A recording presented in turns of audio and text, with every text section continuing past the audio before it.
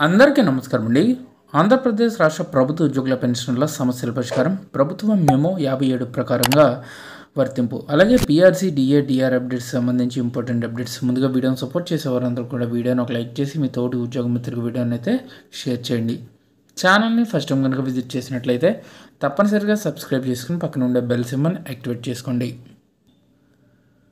ప్రభుత్వ ఉద్యోగుల తాజా సమాచారంలో భాగంగా పాత పెన్షన్ వర్తింపునకు కృషి చేస్తామని చెప్పేసి ప్రభుత్వ వైపు కంచర్ల శ్రీకాంత్ గారు చెప్పడం జరిగిందండి. కేంద్ర ప్రభుత్వం మెమో 57 ప్రకారంగా అర్హులైన డిఎస్సి 2003 ఉపాధ్యాయులకు తదితర ఉద్యోగులకు పాత పెన్షన్ వర్తింపునకు చర్యలు చేసుకుంటామని శాసనమండలి విప్ కంచర్ల శ్రీకాంత్ హామీ ఇచ్చారు. ఆదివారం డిఎస్సి 2003 టీచర్స్ ఫోరం రాష్ట్ర అధ్యక్షుడు మోపిదేవి శివశంకర్రావు అధ్యక్షతన డిఎస్సి 2003 ఉపాధ్యాయుల సమావేశం నిర్వహించారు.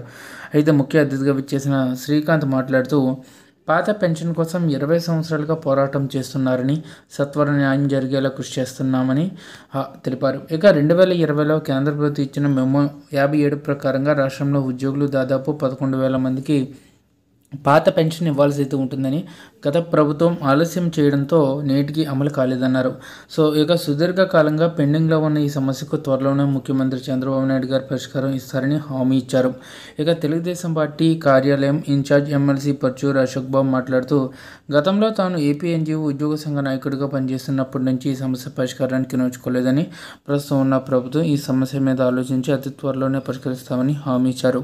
కూటమి తరపున గ్రాడ్యుయేట్ ఎమ్మెల్సీ అభ్యర్థిగా పోటీ చేస్తున్న ఆలపాటి రాజేంద్ర ప్రసాద్ మాట్లాడుతూ రాష్ట్రం దశను మార్చడానికి చంద్రబాబు నాయుడు గారు నాయకత్వాన్ని బలపరచాలని, అభ్యర్థిగా పోటీ చేస్తున్న తనను ఆశీర్వదించాలని కోరడం జరిగింది.